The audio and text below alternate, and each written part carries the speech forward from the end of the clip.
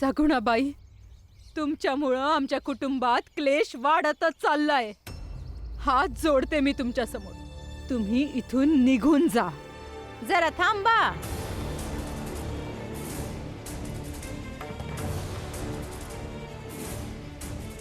ये ये इकडं.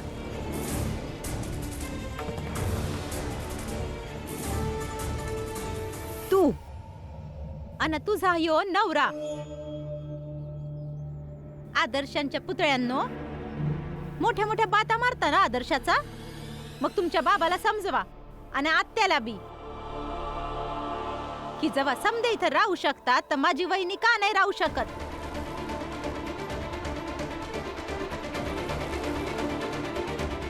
आई, कारण यांच्या राहण्यानं आपल्या सगळ्यांना त्रास होतोय. वा लक्ष्मी, या दोघांनी तुला बी वाचा दिली जे इतकी वटवट वटवट वटवट करत चालली आहेस.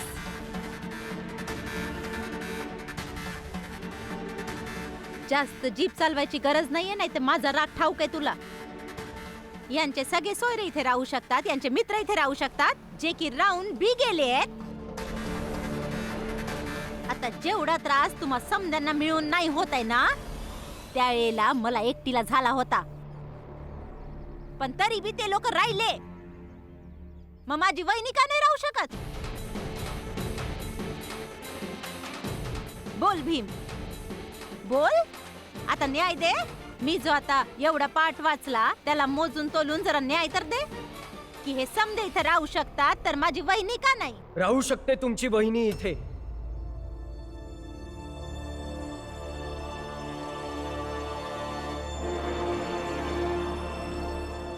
भीम, माझ्या निर्णयानंतर तू तुझं मत द्यायचं नाही. नाही बाबा, मत माझंही आहे जे तुमचं होतं. फक्त यांनी न्यायाची गोष्ट केली म्हणून मला हे सगळं बोलावं लागतंय.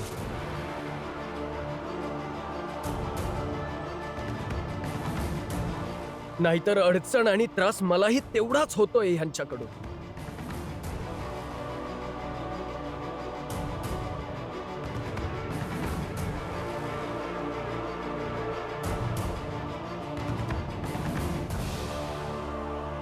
तसं तर या घरातून मला कोणी बाहेर काढू शकत नाही. फक्त मी बघत होते की या घरात जे लोक आहेत ते काय काय आणि कसे नाटक करतात. आणि तुम्ही समदे लोक लक्षात ठेवा, रमासारखी नालायक सून तेव्हाच असते जेव्हा सासर नालायक असतं. अगदी नालायक.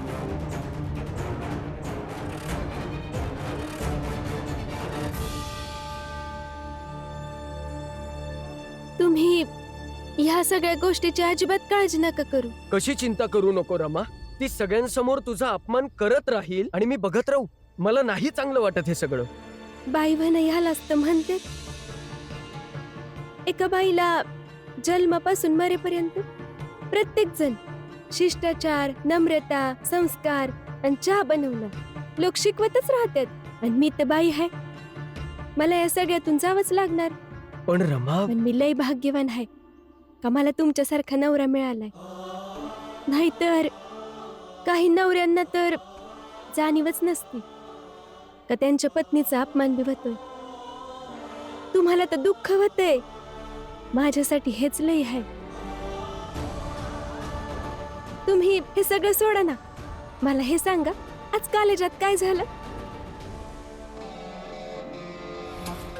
नवरा लय चांगला मिळाला ना तुला. आता या दोघांमध्ये भांडणच लावून देते.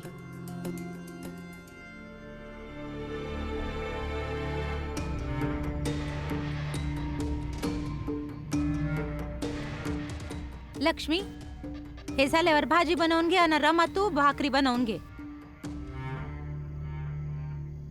जिजाबाई, परत एकदा विचार कर. काय? हाच की जर वाटणीने घरात शांती कायम राहते तर वाटणीच ठीक आहे. जेव्हा विचार वेगळे असतील तर चुली बी एक करायची गरज नाहीये. याच विचारांना एक करण्याची गरज आहे आणि तेच केलं जातंय. जे काम तुला करायला पाहिजे होतं ते म्या करते. रमा, अगं काय करतेस? किती मोठी मोठी भाजी कापतेस. बारीक बारीक काप. एक काम धड करता येत नाही तुला. चहा बनवता येत नाही, भाजी कापता येत नाही, तर येता काय? जे करते तुम्ही सांगा न तसं. आतापर्यंत केलं काय हायस? लग्नाला इतकी वर्ष झाली, आतापर्यंत तुला समधी कामं जमायला हवी होती. दक्षता काम करता करता वेळेनुसार येईलच. पण तुम्ही ज्या पद्धतीने तिला रागवत आहात आणि स्वतःचा राग काढत आहात ना, त्याने तिची कुशलता कमी होईल. इकडे ये. नाही, तुम्ही नका थांबू. तुम्ही जा. मी करते ना जसं तुम्ही सांगताय. भीम, इकडे ये.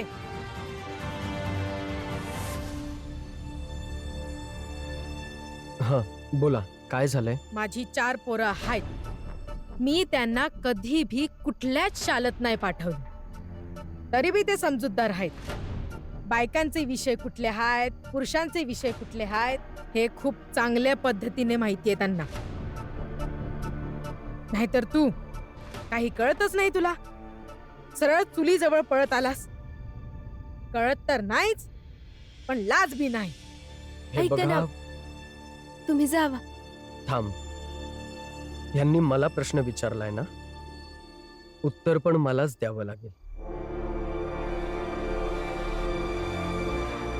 माझ्या हिशोबाने एक घर स्त्री आणि पुरुष या दोघांच्या मुळे पूर्ण होत असतं. आणि तुमचे जे 4 मुलं आहेत ते चौघेच्या चौघे चुकीचे आहेत.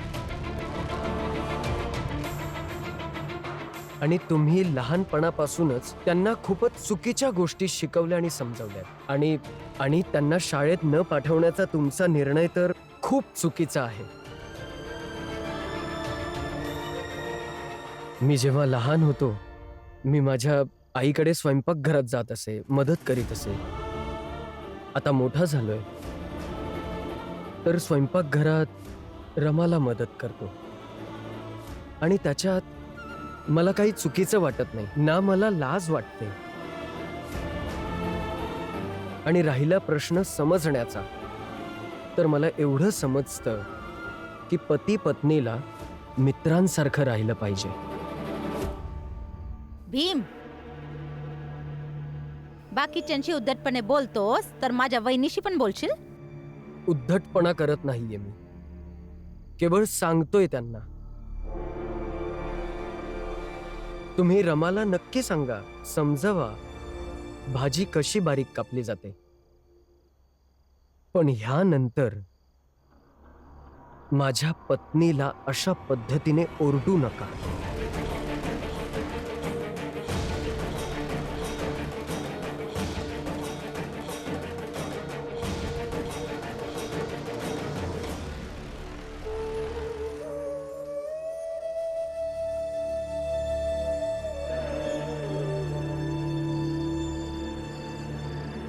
जिजाबाई, आपल्या वहिनीला सांगून टाक, या घरात फालतू गोष्टी बंद कर म्हणून. माझी वहिनी जे काय बी करते ती एकदम ठीक करते. आणि तुम्हा पुरुषांना काय घेणं देणं आहे की एक स्वयंपाकघर आहे का 2 स्वयंपाकघर आहे? जिजाबाई, तुझ्या स्वयंपाक घराबद्दल बोलतीयस ते माझं बी आहे. आणि तुझ्या मोहर माझी ओळख फक्त एका पुरुषाबद्दल नाहीये, तर मी तुझा पती बी आहे. अच्छा, आठवलं तुम्हाला की तुम्ही माझे पती बी आहे? चांगली गोष्ट आहे. मग एक पती होण्याच्या नात्याने पत्नीला इतकी सूट द्या की या घरात काय होणार, कसं होणार ते. अच्छा, घराची वाटणी तुझ्यामुळेच झाली होती ना? आणि हे जे होत आहे ते बी माझ्यामुळेच होत आहे. झाली, मिळाली शांती तुम्हाला? हो. तू तुझ्या वहिनीसोबत मिळून हे जे काय करण्याचा प्रयत्न करत आहेस ना, ते अगदी चुकीचं आहे. बघून घे, एक ना एक दिवस तुला याचे परिणाम भोगावेच लागतील. हो ठीक आहे, आतापर्यंत भोगत आली आहे, पुढे बी भोगत राहीन. अजून काही बोलायचंय? हा, बोलायचंय. मी आज तो विचार करत होतो की तुझ्याशी लग्न करून मला काही नाही मिळालं, पण असं नाहीये. तुझ्याशी लग्न करून मी एक गोष्ट नक्की शिकलो. ती शिकवण ही आहे की ह्या जगात दोन प्रकारच्या बायका असतात, एक भीमाबाई सारखी आणि एक जिजाबाई तुझ्यासारखी. फरक फक्त एवढाच आहे की भीमाबाई घर जोडायचं काम करायची आणि तू घर तोडायचं काम करतीस.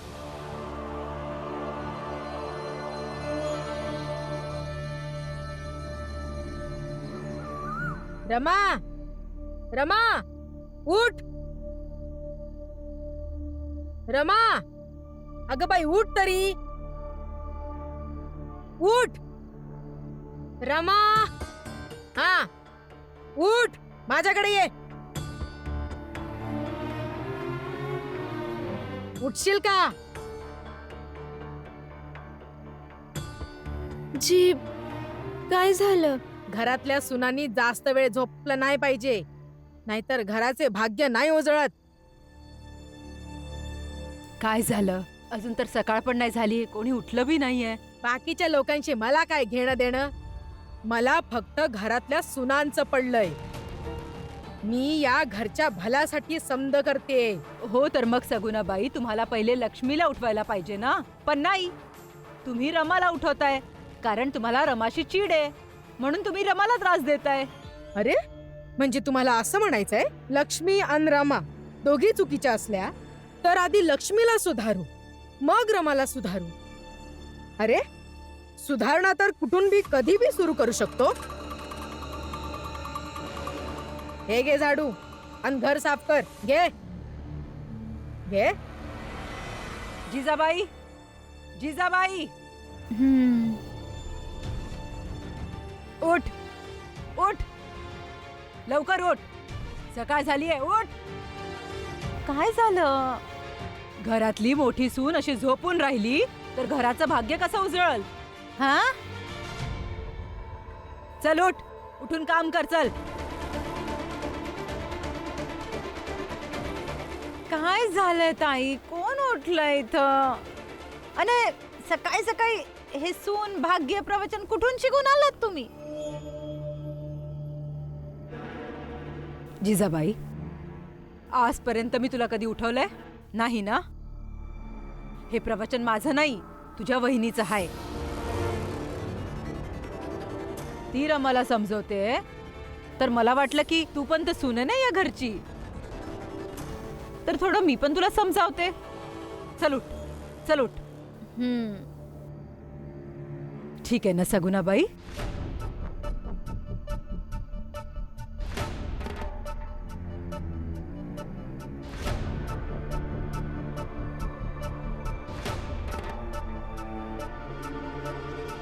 बघा सगुणाबाई, हे जे तुम्ही सास सुनेचे खेळ खेळताय ना, ते मला बी लय खेळता येतात.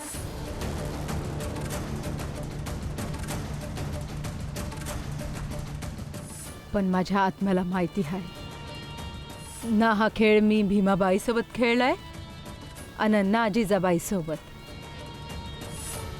जर जर तुम्ही या घराला मैदान बनवाल तर मला हा खेळ चांगल्याने खेळताही येतं आणि खेळ खेळणार बी. यापुढे विचार करून खेळा.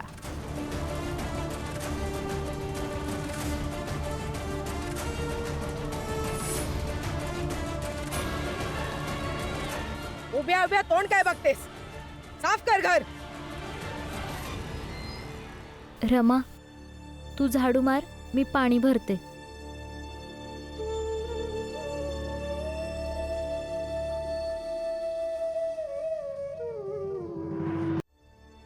रमा,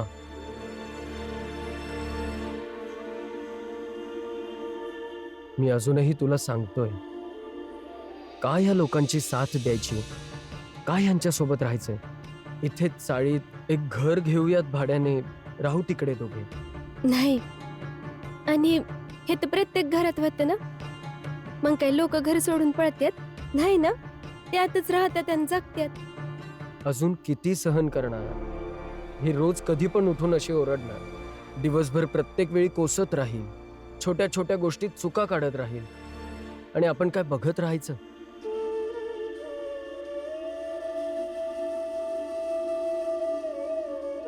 भीमराव आंबेडकर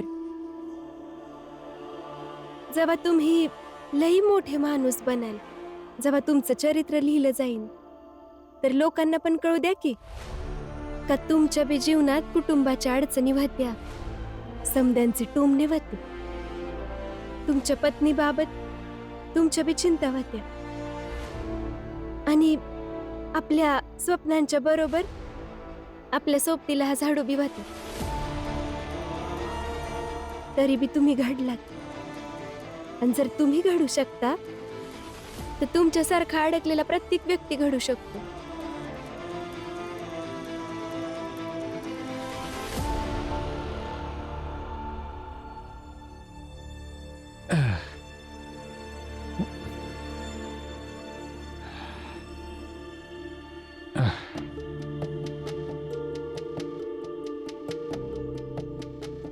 रमा, चहा तर घेऊन ये. ऐक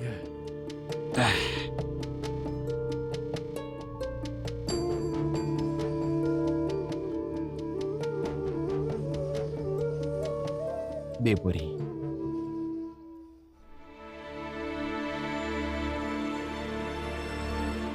बाबा, हा, एक गोष्ट बोलायची होती. बोल ना. ते काल कॉलेजात गेले होते आणि तिथं त्यांच्या बरोबर नरोत्तम जोशी गुरुजींनी मिळून मस्करी केली आणि गुरुजींनी शिकवलं बी नाही त्यांना. रमा, यासाठी तर भीमची लढाई मोठी आहे आणि बाकी समध्या जगाच्या लढाईपेक्षा वेगळी आहे. बघून घे रमा, हे जग आठवण काढेल की भीमनं अशी लढाई लढून लढून आपल्या जातीच्या लोकांसाठी मार्ग बनवला. आज त्याच्या कॉलेजचे शिक्षक भलेही त्याला शिकवण्याऐवजी त्याची मस्करी उडवत असतात, पण एक दिवस असा येईल जेव्हा त्यांना आपल्या जातीच्या पोरांना शिकवावंच लागेल. ते तर ठीक आहे बाबा, पण ते बोलत होते का त्यांचा आता बऱ्याच विषयांचा अभ्यास बाकी आहे आणि असंच गुरुजींनी त्यांना नाही शिकवलं तर त्यांना परीक्षेत अडचण येईल. बघूया बघूया आज काय होतंय, आणि जे काही हो, भीम काही ना काही मार्ग नक्कीच काढेल. जापुरी, तू चिंता करू नकोस.